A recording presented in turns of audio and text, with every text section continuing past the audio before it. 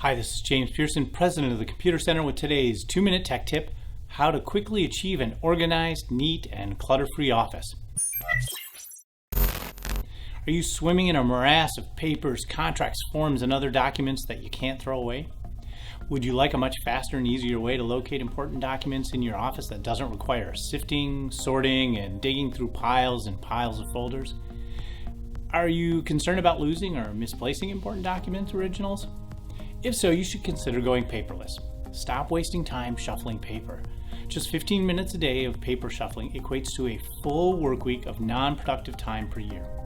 Thanks to incredible advancements in document imaging, even the small home office user can greatly benefit from new document management solutions that are both super easy to use and incredibly affordable.